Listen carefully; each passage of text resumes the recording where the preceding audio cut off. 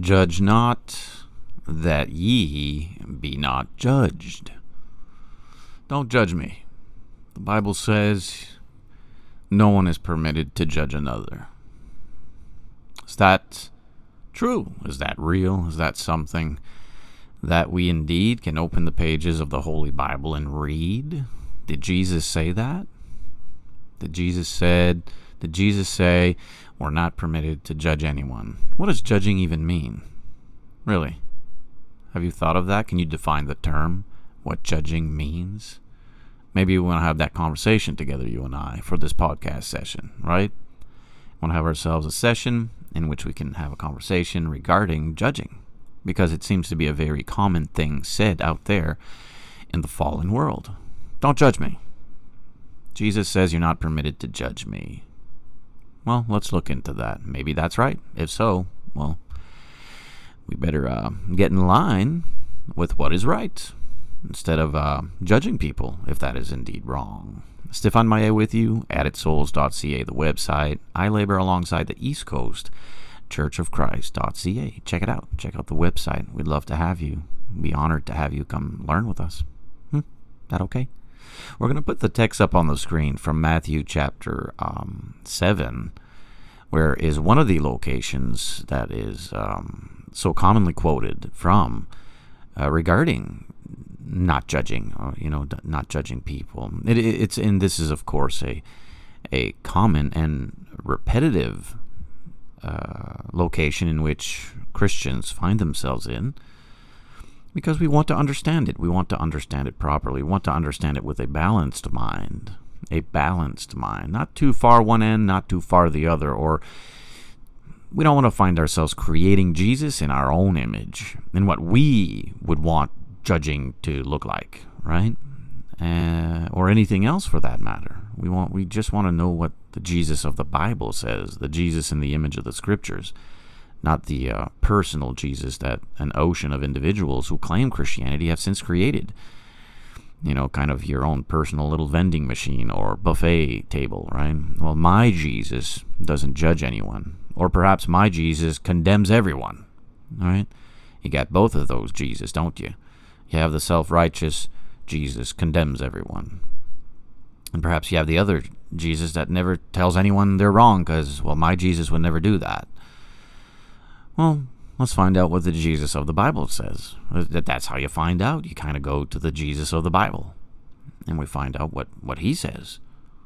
And then we can make a decision. Well, do I want to follow the Jesus of the Bible, or do I want to follow my own personal Jesus, or somebody else's own personal Jesus? Sometimes we do that. Sometimes we don't create our own personal Jesus.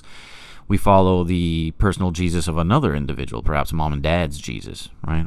Well, I like mom and dad's Jesus, so I'll follow him. I'll follow that one. There's an ocean of Jesus out there, all over the place. Which one are we going to follow? Well, I would like to think you and I, we would want to follow the Jesus of the Bible. The one created in the image of the Scripture, revealed. That's the one I think we should follow. Right? Okay, so let's put the text up on the screen and just begin our conversation here this morning. We're in Matthew chapter 7, right? Matthew chapter 7. I'm going to start in verse 1. And we'll just see where it goes. Matthew chapter 7, verse 1. We'll see what it says. We'll see where it goes. And we want to keep things in context, right? I don't want to pluck out things and make Jesus say things he never said.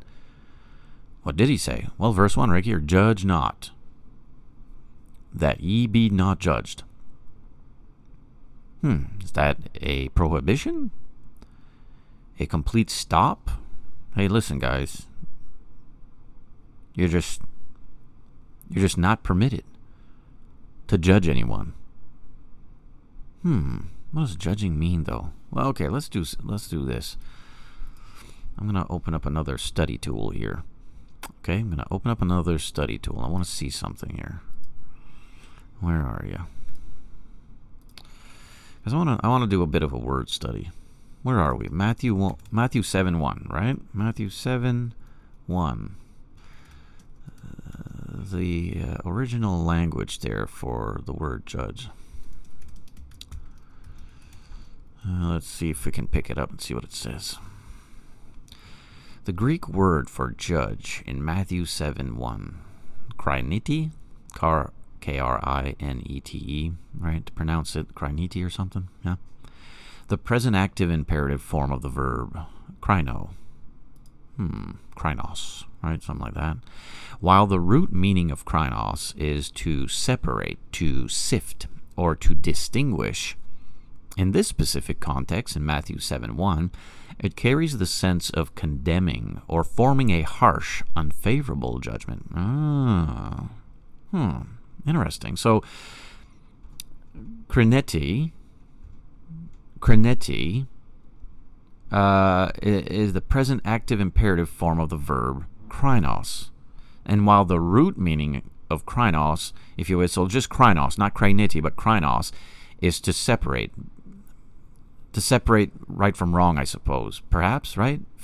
Separate good from evil, to sift out, to sift out, a winnowing fork, perhaps, to sift, to discern, to distinguish, to recognize the difference between what is on the way to heaven and what is on the way to eternal destruction, what's on the proper path, what's on the narrow path, and what's on the broad way, perhaps, like krino,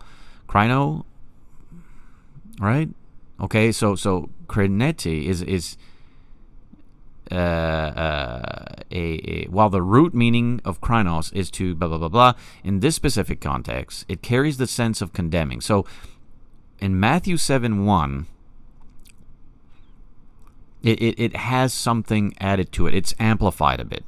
It's not just like the separation of right and wrong or good and evil, and the discernment, the sifting of what is going towards heaven or what is going towards eternal destruction. It's not just the mere distinguishing of those things. It's specific to a harsh, condemning, unfavorable judgment. That's interesting, right? We're learning stuff. So I mean that says something, though, doesn't it? That says something. That means we have something to learn about this. Here, I'll put it up on the screen so we can just read it together as well. Because, I mean, we have to define what the word judging means, right? I mean, if someone says, "Don't judge me," and they quote Matthew 7:1, what are they saying? What's the context? What's Jesus saying? Well, the Greek word for judge in Matthew 7:1 is, and there it is, you see that there? Krinete. Well, I don't know if I'm pronouncing that properly, obviously, but K-R-I-N-E-T-E, okay? Now, the present active imperative form, it's speaking of the accuracy of the grammar of the verb krino, K-R-I-N-O. While the root meaning of krino is, quote, to separate, to sift, or to distinguish, in this specific context, the context of Matthew chapter 7, verse 1, it carries the sense of condemning or forming a harsh, unfavorable judgment. So Jesus is saying, do not condemn with a harsh, unfavorable judgment. Because if you high-handedly, with a brash, heavy hand, condemn your brother or your sister with unfavorable judgment, what's going to happen is that measurement, that unrighteous formula that you are utilizing is going to be used on you. It's going to be turned against you. Okay, so he's not merely talking about. He's not okay. So obviously, just from the word itself and the context there. I mean, it's interesting because it's not like if you see someone, like if you see a murderer, right? You see a murderer, someone who is, taken the life of an innocent individual, but and you say, hey, that doing that is wrong, and if you do that, you can't go to heaven if you're a murderer. So Jesus is not saying like, oh, that's wrong, you shouldn't have said that against him. You shouldn't tell a murderer that he's wrong. Judge ye not. That wouldn't apply there, because just from the word within its context and what it really means in the flow of its context, it is not about the capability of discerning right from wrong and pointing out what is wrong or exposing what is evil. This is something quite different. This might come from a selfish or delinquent behavioral pattern, a corruption of the heart, condemning everyone with a harsh, unfavorable judgment. I mean, I don't know. What do you think? I mean, that's maybe, right? Lexical definition. The word implies to decide, to try, to condemn, or to sentence. Contextual meaning. In Matthew 7:1, Jesus is not prohibiting all forms of discernment, but specifically warning against condemning others or being hypercritical, as doing so invites the same standard of judgment from God. And we've recognized from the witnessed accounts recorded in the inspired text regarding the religious leaders of the day, they would very often be guilty of doing this, and they still are today.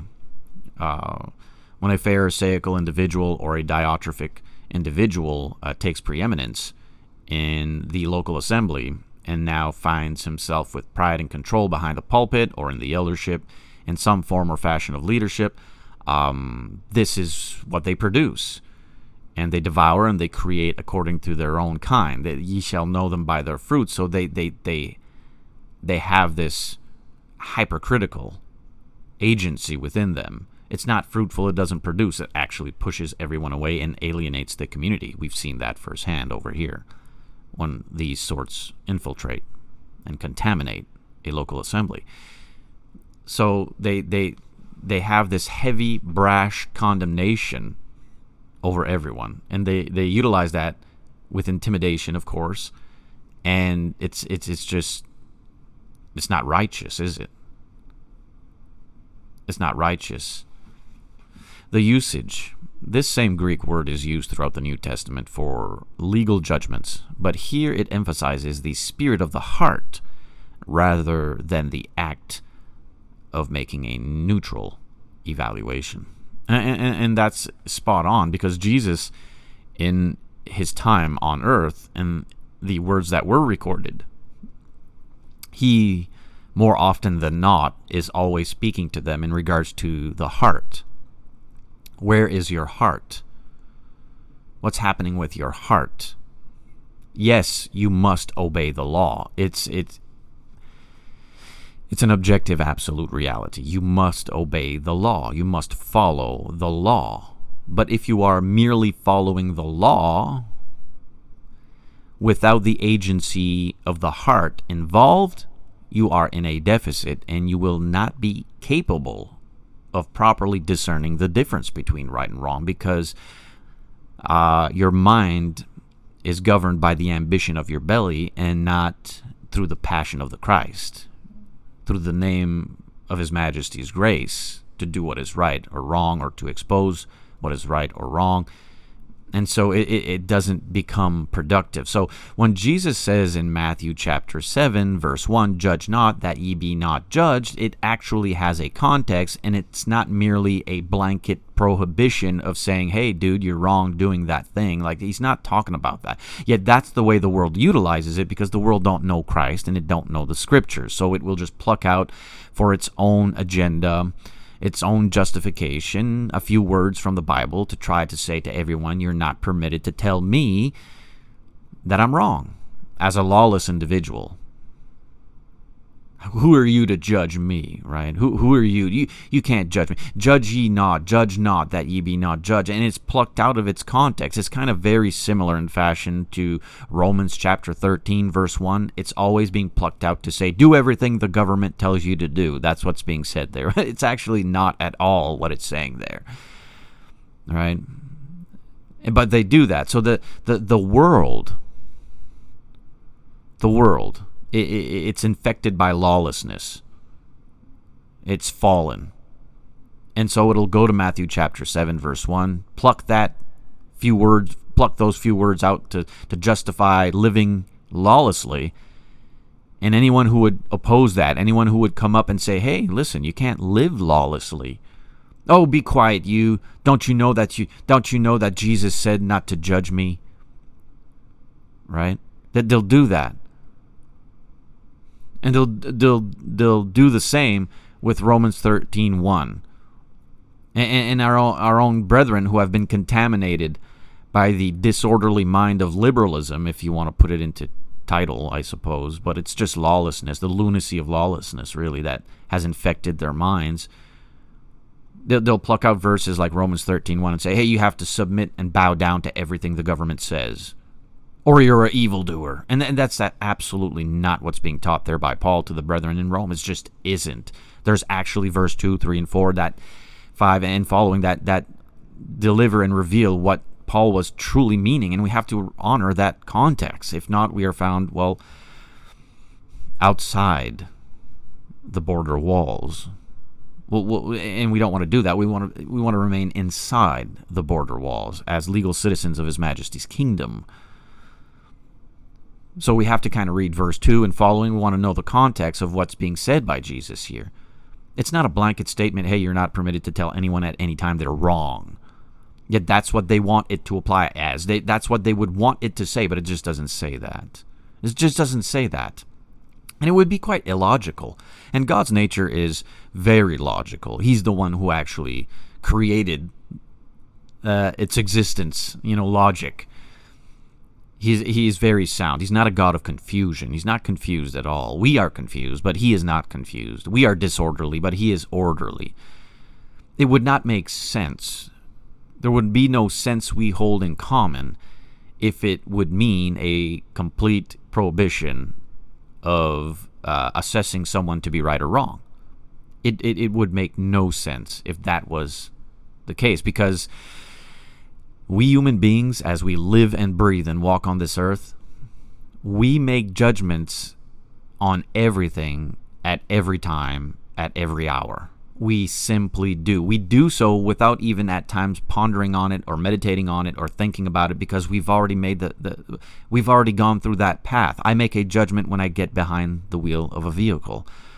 I make a judgment when I choose which employment direction I am going, or employee that I am going to hire. I make judgments with my neighbors. I make judgments with my friends.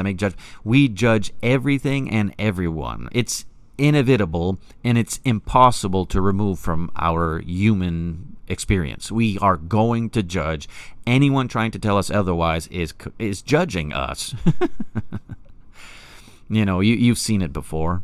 Don't judge me. You just did, though. You telling me don't judge, you've made a judgment towards me. Like, it's impossible to avoid.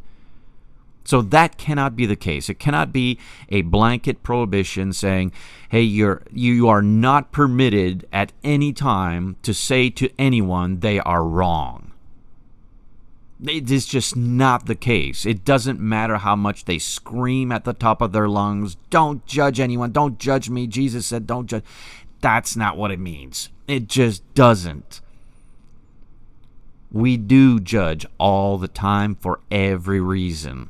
Why does an individual choose to change the country he lives in? Why did he do that? He made a judgment. Perhaps he said, my culture is not as good as another culture. I want to go towards that other culture that has more to provide in opportunity, in peace, in justice. I don't know, but any and everything is made by a judgment we make.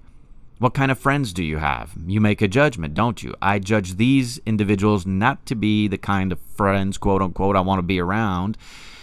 But these individuals here, they are kind, they are loving, they are forgiving, they are strong, they are courageous. They will care for me. They are good friends. I've judged that. I don't want to be around these kind of people. I want to be around these kind of people. And look at the scriptures itself. So you can read there and just rebuke Jesus all over the place, right? You could go to Matthew chapter 23, where Jesus himself quite descriptively explains to the crowds who these Pharisees really are, self-righteous hypocrites. Oh, well, how dare he? Jesus just opposed himself. He contradicted himself. He went ahead and judged someone. And someone says, well, Jesus was permitted to do that. Hey, they all were. We all do. It's a principle. It's unavoidable. We're all going to judge each other. We're all going to judge the situation. What about the individual you marry? The individual you seek to have a fulfillment and commitment with, a covenant with, a binding contract with. Of course you're going to make a judgment. You're going to make a judgment on what she looks like. You're going to make a judgment on what she believes, on how she lives, on where she's going in life. Is she compatible to your life? You're making a judgment. You do. You want to get yourself a domesticated animal in the house, a pet, a cat, or a dog. Why? You're making a judgment on the kind of animal you want in the house. How are you raising your children? We're making judgments every day. What kind of children are we seeking to have in the community here? What kind of children are we seeking to raise? Or is it going to be this way or that way? We're making judgments. What kind of a career are you seeking to have? What kind of life are you seeking to have? We're making judgments. You want to be a physician? You want to be a physician? Why would you want to be a physician? Why not just go work at McDonald's for the rest of your life? No problem if that's the case. I mean, I think we should look to maybe begin, with McDonald's, but then make our way upwards in life towards something else. But I mean, why would you do that? Why do you choose to go to this college or that university? Why do you choose to go to this employment instead of that employment? Why do you choose to move here instead of moving there? Why don't you live here instead of living there? Why aren't these people in your circle, and why are these people in your circle? You're always judging. We're always judging. It's inevitable. We judge all the time. And it's the most ridiculous, nonsensical thing to hear. Don't judge in the format of the fallen world or contaminated minds among us, to think it's a complete prohibition of discernment. No, it isn't. In context, Jesus is saying it in a specific context. He's saying, listen, if you spend your time condemning individuals with a harsh, heavy hand, okay, that kind of judgment is going to come back on you. It has a reversal, and it's coming back at you. It's not proper. You ought not to judge that way. So the problem's not judging. It never has. It can't. We all judge. Everyone judges. The problem is how we judge. And from what source are we judging? Pay attention. How we judge and from which location we are judging. Is it from a pure motive of the heart? In spirit and truth, spirit, the proper motive of the heart, truth, the accurate doctrine of His Majesty's word. Is that the location source in which we are judging? If so, it will be upright. It will be righteous. Well, that don't exist. Well, of course it exists. Look at this. John chapter 7, verse 24. The recorded words of the Christ as well. Is he now contradicting himself from Matthew chapter 7, verse 1? Is Matthew chapter 7, verse 1 contradicting John chapter 7, verse 24? Of course not. And look at what it says here in John chapter 7, verse 4. Judge not according to the appearance. But judge righteous judgment. So, it's inevitable. We judge. We're always going to judge. It's part of the human condition. We have to judge. Can't escape it. It's like breathing air. You stop breathing air, you're on your way to the afterlife, aren't you? So we have to breathe air. It preserves our well-being walking on this earth. You have to judge. We have to judge. The problem is we ought not to judge according to appearance. That is found in a socio-political fashion that does so in accordance to appearance. And what does the devil do? Well, doesn't the devil masquerade as an angel of light? So if you're judging in accordance to appearance, you're going to judge the devil in favorable fashion, aren't you? Oh, look at the devil. He's a good guy. Look, he's an angel. What about the wolf in sheep's clothing? Well, if you judge in accordance to appearance, you're just going to see the sheep. You're not going to see the wolf behind it. Oh, look at him. He's a good, sound gospel preacher, isn't he? No, he's a wolf, actually. Oh, look, he's an angel of light. He is sound in doctrine. Really? He's actually Satan. See, your judging is off mark. It doesn't come from the proper motive of the heart. That's why you are judging in accordance to appearance. So what you think looks good, you think is good. And what you think looks bad, you think is bad. And our brethren do that. I have an Iron Maiden shirt. I've not worn it in a while because it kind of shrunk on me there, but I have an Iron Maiden shirt. I wear all kinds of t-shirts, right? I got condemned harshly, heavy-handedly so, for wearing an Iron Maiden shirt. How dare you as a Christian wear an Iron Maiden shirt, you know? It's a foolish thing to say because the individual that can't even discern the difference between right and wrong, these individuals that can't even discern the difference between right and wrong, condemning me because I wear an Iron Maiden shirt. That's what we do, though. See, we're judging according to the appearance, but we're not looking inwardly. Like, what's the person producing? What's the fruit? Who are they truly in heart? The individual that comes in, two individuals that come in on a Sunday morning at church, right? They come from the community. One is, she is dressed in bourgeois, you know, all the luxurious jewelry, the fur coat, the fur hat, you know, I mean, $5,000 walk-in garments, you know, like it's just shining bright. And the other individual comes in all ragged and rugged, you know, doesn't smell like sweet perfume, you know, isn't wearing the silk and the fur, you know, just beaten up, torn up. Well, what do? Oh, well, the individual with the money, obviously, is the one we need to cozy to and to, you know, pander to. And what can we do for you? Here, sit here. Be with us. We kind of neglect and reject the individual who's kind of rugged and ragged. But come to find out, one of them is the wealthy one that don't look like the wealthy one, and the other one may present himself, she may present herself wealthy, but her heart's not right, so she's in a deficit, she's actually poor. Well, James speaks about that. James chapter 2, come on, guys. James chapter 2 is a rebuke against those who judge according to appearance. Everyone judges, we just can't judge according to appearance. Now, don't get me wrong, the scriptures, of course, would reveal that sometimes things look like things are. If you're walking into a bookstore and the cover of the book is, I don't know, a naked woman, I think it's safe to say that within that book you're going to find probably stuff like that. I mean, some things present themselves as they are, no doubt.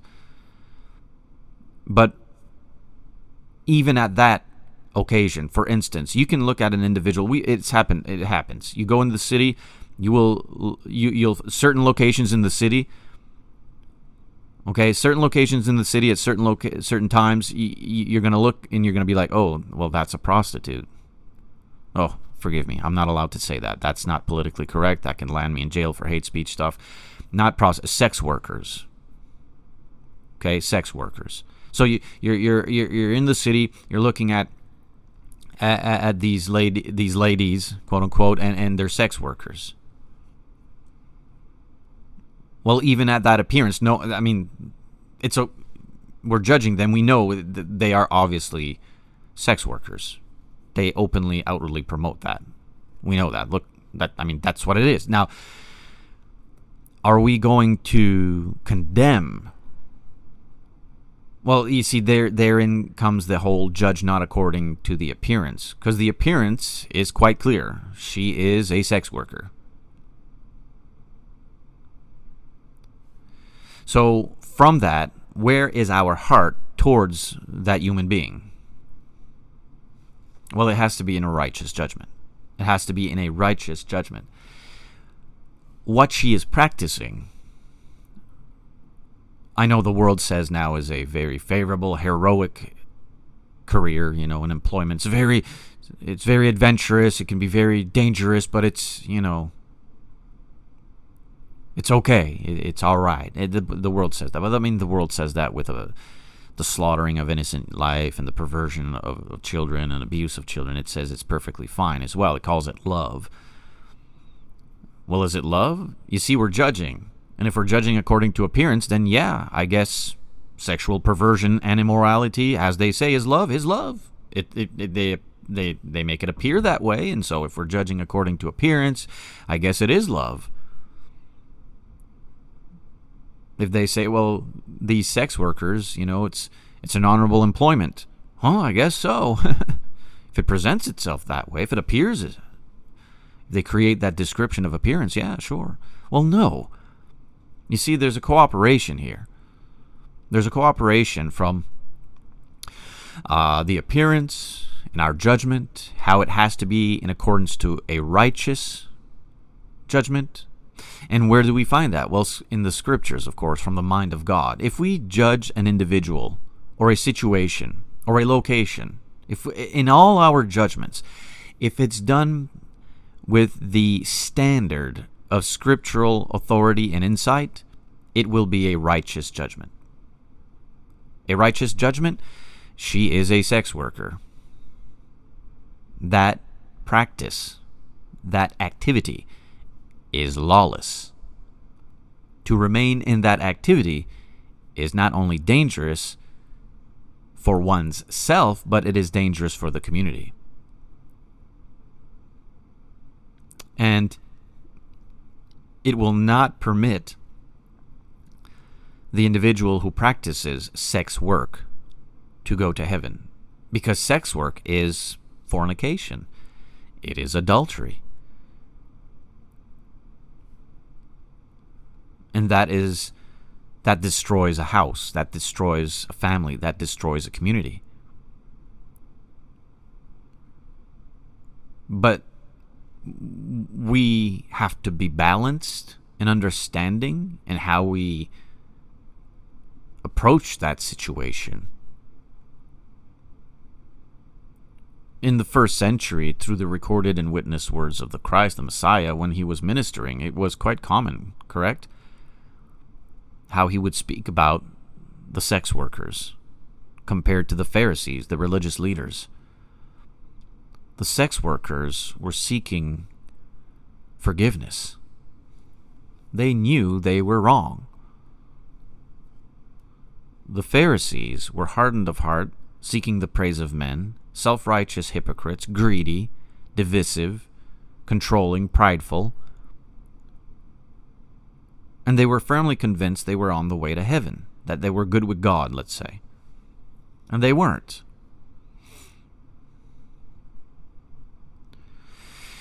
We have to judge righteous judgment. And to judge righteous judgment is to judge in accordance to what the scriptures reveal and teach. That's the measuring tape, if you will. The Bible is the measuring tape. Judge not according to the appearance, but judge righteous judgment. Just because he's behind the pulpit in a suit and tie, just because he holds a Bible and quotes scripture, does not make him a sound, faithful gospel preacher. Just doesn't. Just because she is immodest and she is practicing quote-unquote sex work doesn't make her of a malicious heart. The suit and tie behind the pulpit may be the one with the malicious heart, the divisive heart. And he has created more chaos and devastation than the sex worker could ever achieve in her time on this earth. So we have to be careful on how we judge individual case. Now, can we proclaim the reality that fornication is a sin, and if we practice fornication, we cannot go to heaven? Of course, that is a broad brush that we are permitted to proclaim. Fornication is lawlessness. Lawlessness is sin. If we continue to practice sin, we cannot go to heaven. We must be willing to change the way we think and withdraw ourselves from practicing fornication. that message can be proclaimed. Okay? But we have to be careful. Is it true that there are sex workers that are malicious, that do have a darkened heart? Yes. Again, we have to be careful not to judge according to the appearance. The devil masquerades as an angel of light. The wealthy the wealthy reveal themselves in a certain light. We must look past the surface image. We must look past the surface image. Paul, the apostle, I am certain many brethren never accepted. No. Once a criminal, always a criminal in their eyes. In other words, he used to bring Christians to their death, and so that's always what he's up to. That's always what he's going to be doing. I don't trust Paul. Doesn't matter how much work he puts in. Doesn't matter how many individuals he brings to Christ. Doesn't matter how many congregations he has ministered to, how many brethren love him, how many brethren have good witness of him in his love and his life. And it doesn't matter. In the eyes of some brethren who are darkened in their hearts, Paul will always be that individual who brought Christians to their death. Doesn't matter. Because of who I was in my past life, some brethren will never accept me. Never. They'll never forgive me. They'll never accept me. They'll never think of me as pure and transparent.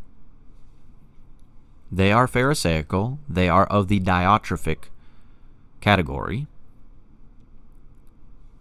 And they judge with a heavy hand. They condemn everyone. The very thing Jesus, in context, was saying, you ought not be doing that. You ought not be doing that. You can't do that. That don't lead to heaven. For with what judgment ye judge, ye shall be judged.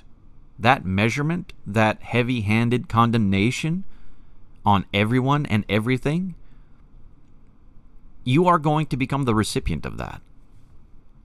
Now, you may have fully convinced your own conscience it won't happen, but on the day in which you meet the Maker, you are going to have a very sober, piercing reality. That reveals truly the gnashing of teeth, doesn't it? When you take an individual,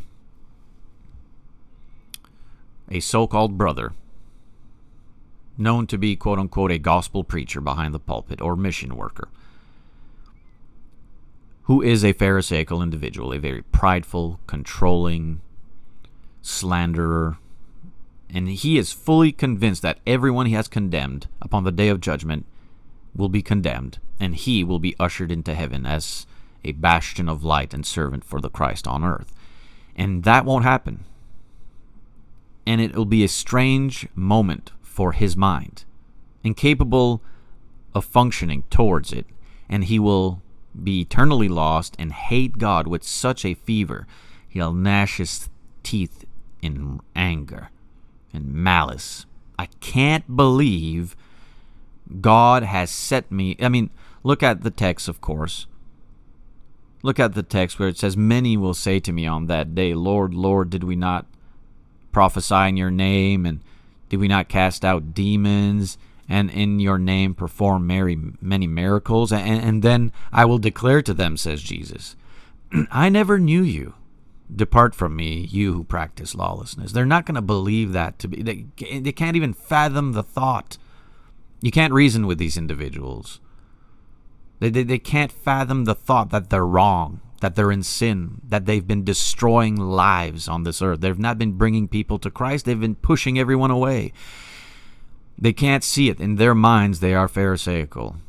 And upon that sobering hour, when they meet the Maker, for eternity, they're going to gnash their teeth in complete malice and hate and anger. They can't believe God sent them to hell. Can't believe it. Can't be true. But it is. It is. Judge not, that ye be not judged. For with what judgment ye judge, ye shall be judged. And with what measure ye mete, it shall be measured to you again.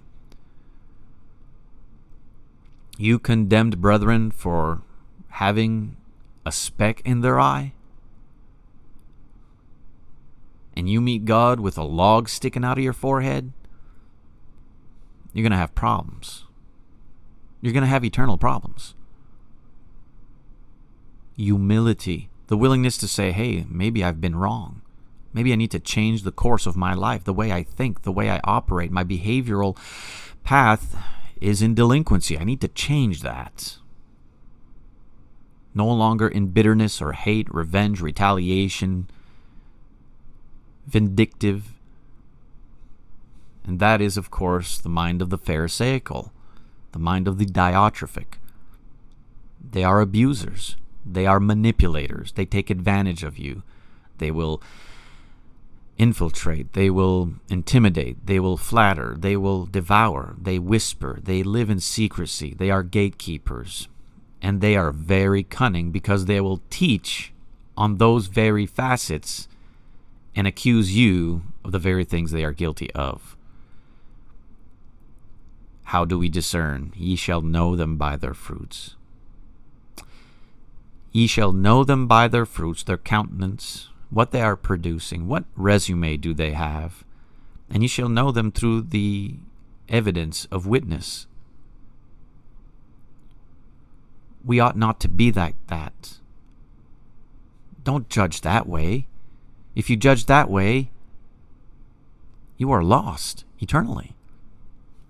It's certainly good to have all of our friends with us tuned in. Jackie, Michelle, Steve, it's good to see you. Anik with us, Brandon, Natalie, Carolyn, excellent. It's good to see all of you. We're talking about, judge not that ye be not judged, and how oftenly quoted it is out of its context in order to have a blanket statement saying you're not permitted at any time towards anyone to tell them they're wrong. And that's just simply not what it's saying at all. Not even close. Not even remotely close to what it's saying. But that's what happens when individuals want to continue to live in lawlessness. They isolate a few words in the Bible and they pluck them out. Some of them aren't even followers of the Bible. Some of them aren't even believers. They just utilize that to kind of have you intimidated, have themselves justified that you ought not to tell them they're wrong. And it's simply missing the mark to do that. To do that, it's just not right, because that's not what Jesus is saying at all. And we've been talking about what Jesus is saying, isn't he? He's saying we have to judge righteous judgment, not in accordance to. We don't judge in accordance to appearance. I mean, the devil himself. Some brethren, I am firmly convinced, some brethren, if they would have walked by the hour in which the devil was tempting Jesus. Now listen to me. If you've been in the church long enough and you've gone through and you've experienced the good, the bad, the ugly of individuals in the church, or those who so claim to be brethren in the church, if you've had that time and experience, you know what I'm about to say is true and real. Some brethren would have walked past by that very moment and eavesdropped upon that conversation in which the devil was tempting Jesus, and they would have sided with the devil. Why? Well, he quoted scriptures. He must be sound. He must be a sound gospel preacher. They would have. Why don't they just get along? Both of them are quoting scriptures. Why doesn't Jesus just get along with the Pharisees? Why is he always in conflict with them? What's the matter with them? Aren't they all brothers? Aren't they all Jews, really? So why aren't they just getting along? Sometimes they get heated and they have a clash of personalities, I suppose. And this would have been the conversation found in many pockets in the crowds of people there. How do we know that? Because it's still well and alive today. It's still well and alive today. They do the same thing. They do the same thing. They judge in accordance to appearance. They have unrighteous judgment. They are not righteously judging. They're not recognizing that Demetrius was the righteous, faithful brother, and Diotrephes was the problem. They're not discerning that the Pharisees were the problem and Jesus was the righteous master. They're not discerning that the apostles pure and capable of confirming the word were those in which we ought to hear the word of God proclaimed. Instead, no, what were they go? What were to the false apostles, those who were claiming to be apostles, those who were masquerading themselves to be apostles. And what happens with that? Well, when that infection, when that lack of proper righteous judgment takes place, it leavens the whole lump. If you permit that bit of leaven to leaven the whole lump in a local assembly, you're going to lose his spirit. The spirit of the Christ will withdraw himself from that location. It will no longer belong to Christ. Where do you find that principle? We spoke about that in our podcast past, last Thursday, I think. Revelation chapter 2, verse 1 and following.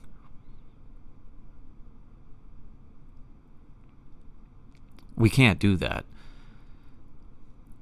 We cannot high-handedly, unrighteously so, just judge and condemn individuals in accordance to things that are of the socio-political world or conditioned in unrighteous arteries. We can't do that. We have to judge in according to God's standard, God's measurement, balance, the law and love, spirit and truth, seasoned, approachable. Because again, what we cast out there will return. And if we have a resume of condemning our brethren, unrighteously judging them according to appearance, that's going to brew and that's going to produce a return. And the one who has been casting heavy-handed condemnation towards everyone, his own brethren, he's going to have a very difficult time, a very sober moment upon the day of judgment. So we cannot do that. For with what judgment ye judge, ye shall be judged. And with what measure ye mete, it shall be measured to you again. There's a principle there. Not only ought we not judge unrighteously in accordance to appearance, right? We have to remain balanced with our judgments. Because we judge, everybody judges. That's established. That's a fact. Everyone judges. We're going to judge. It's an inevitable, objective, absolute. We judge. But how we judge is very, very, very important. And from which source we judge. It has to be from the scriptures, and it has to be with the proper motive of the heart. It has to be from the proper motive of the heart. Because if we don't, what will happen is the elder son gets a pass living in delinquency, malice, and lawlessness. But the innocent, struggling sister in Christ, who needs attention in ministry, well, she's the devil and we have to withdraw from her.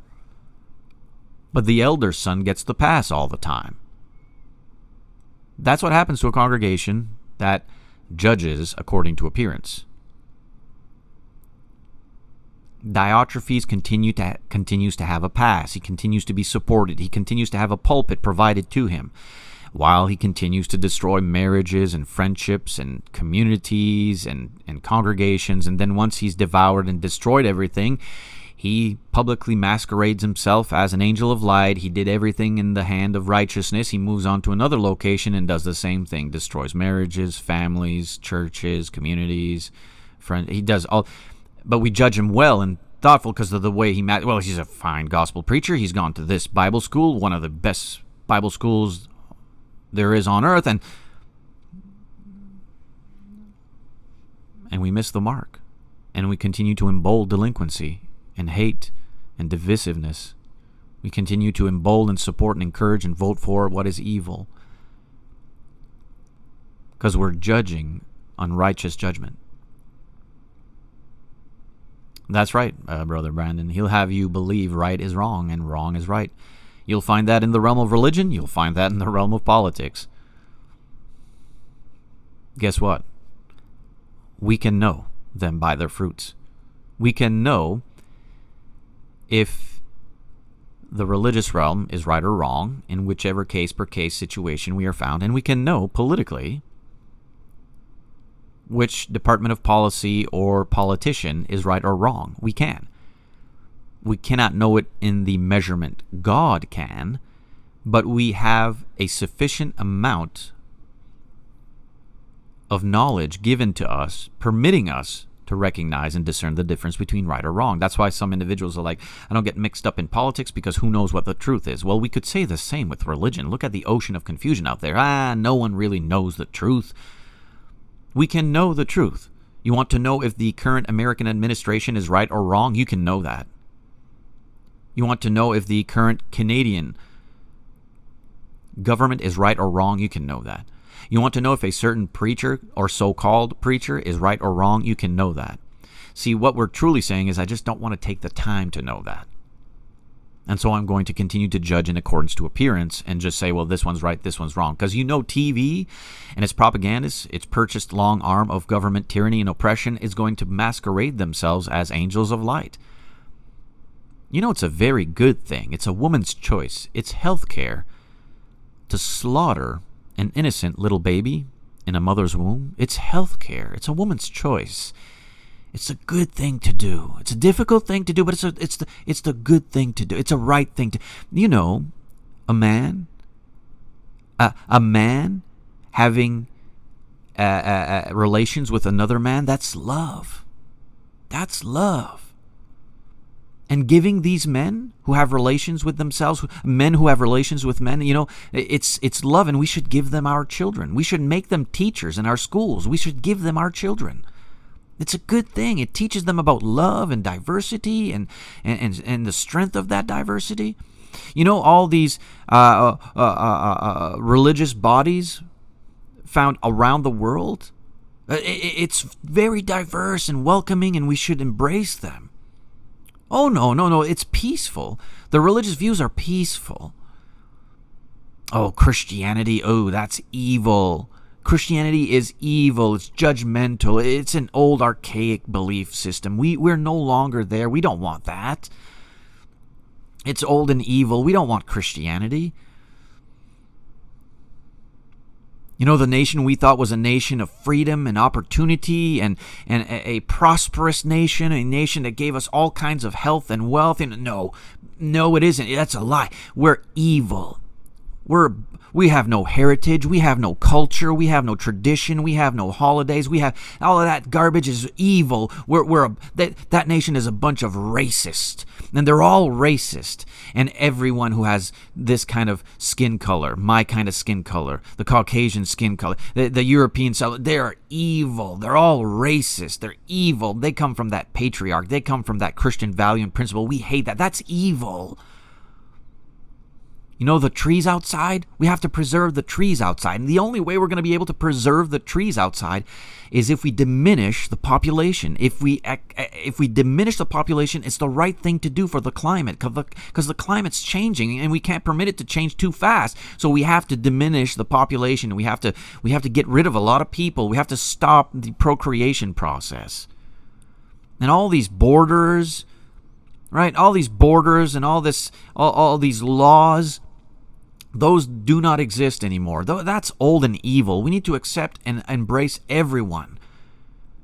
Every culture here is accepted, except of course that culture over there, the culture of the Christian value and principle. That's evil.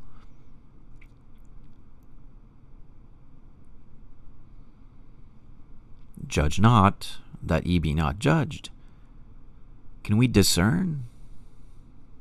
Can we recognize? Individuals today think men can be women and women can be men. And those kind of people who think men can be women and women can be men, they're currently in power in our nation. They're in power. And today, they hold majority power and authority. And tomorrow, they're going to make righteous judgment illegal, punishable by law. And they're going to take away our property. They're going to take away everything. That's the result of a nation that has embraced unrighteous judgment. It began from the household. The household was destroyed, and we permit it to be destroyed because we were no longer judging righteous judgment. My wife and I, we started watching this very, very, very popular series. And it took me years and years and years before I actually even said, all right, I'll see what it's all about. I want to see what the fuss is all about, why everyone's talking about this TV series, or this streaming series, I suppose. And so we began to watch the series, and now I know why it's very popular. It's kind of like a soap opera kind of a show, right? It always has drama involved. But it has an agenda too. Now, because we are mature, we can identify the agenda. We can identify what's happening there. And they want to have you confused between the difference in self-defense and murder. They want you confused with that. So that self-defense is wrong and murder's right. And so they mess around with that. And of course, they insert the individual who is gay, who is embracing his gay partner, and these individuals are the very loving, kind, approachable, intelligent, well-rounded individuals. But those who represent what they think is Christianity, of course, are the corrupted ones. You know, they're the evil ones. They're the malicious ones. And of course, fornication is common and real. It's so how should I say, foreseeable, like it typical, right? Like, of course this is going to be the pattern. Of course this is going to be what they're going to present. And a world that believes that to be reality, and it thinks that is reality, they're going to produce that, and the fall of a nation pursues, is revealed from that pattern, from that system, from that path. They're going to call good evil and evil good. When you cannot judge righteous judgment, when you choose to judge in accordance to appearance with a corrupted heart, that's the result. That's how that's how things fall apart in society. That's what we see. And local assemblies that once belonged to Christ have lost their lampstand because of these things. We have to be careful, I suppose, is the message, right? We have to be careful how we judge. We have to judge righteous judgment. We have to expose evil. We have to be approachable. Our purpose is to bring people to Jesus. Ourselves first and foremost. We have to bring people to Jesus. If our entire shtick, if our hobby horse is simply to harangue and condemn, then we're not bringing anyone to Jesus, are we? And though the echo chamber and the praise team that you'll find on social media saying amen to these kind of individuals, the Pharisaical, the diatrophic, they're lost. They're firmly convinced in their conscience they are righteous. They are firmly convinced, but they're lost. They're lost. In their mind, they'll judge things to be scholarly and upright and true, compassionate, loving people, when in fact they are hateful, divisive, bitter. They condemn everyone. They push away everyone. They've alienated the community. We know, we've been through that. We've seen how that operates. Devils, they infiltrate and they take over a congregation. They devour the low-hanging fruit. They push out the faithful. And the history is known. And then they try to masquerade themselves. They try to produce this image to the naive, right, to the vulnerable, that, we are righteous in what we have done. These devils, we're righteous. The congregation we've devoured are filled with scholars and astute Bible minds and filled with compassion and love and benevolence. It's just not true. It's a fable. It's a myth. It's not true. It's a lie. It's cunning, but it's a lie. And there are hundreds of witnesses to that fact. That's what happens when an unrighteous judgment takes place. That's what happens when an evil heart judges in accordance to appearance. And we can't fall prey to that. We must do diligence. We must have a humble heart to discern the difference between right and wrong. We have to be people who judge righteous judgment. Righteous judgment. So it's a responsibility, isn't it? It's a responsibility we must hold. We must hold dear to. Let's be wise to righteously judge a threat. For instance, when Jesus said what he said about the Pharisees in Matthew 23, we are wise to judge righteously to that and say, hey, those individuals we need to stay far away from. When Paul himself spoke to the brethren in Rome, chapter 16, verse 17 and 18, we need to be wise to see that and say, hey, we need to stay away from those kind of brethren. When Titus did the same, when Jude did the same, when the brethren of the first century, the New Testament, said those things, we need to be wise to say, those people, they're bad people. You see, we have to stay away from them. What the world today would call toxic people or narcissists, right? Spiritual narcissists or malignant narcissists. We need to stay away from them. Avoid them at all costs. They are damaging. We need to recognize the difference. That these brethren over there are evil. We need to stay away from them. But the brethren over here, they may struggle. They may be tempted. But they're pure of heart. They're innocent. They want to go to heaven. They want to change. They want to do what's right. Well, they're not the ones we condemn. They're not the ones we push away. They're not the ones we avoid. They're the ones we embrace, we love, we forgive, we help heal. Those other brethren over there who are malicious, who are divisive, we stay away from them. Their hearts are just corrupted. We stay away from them. Righteous judgment. Righteous judgment. All right, my friends. That will do for this session this day. Thank you so much for being with us. Brandon and Jackie says, good lesson. I'm about to travel and we'll listen to this again. Thank you, Sister Jackie. God be with you. Be safe, all of you. Stay positive. Stay focused.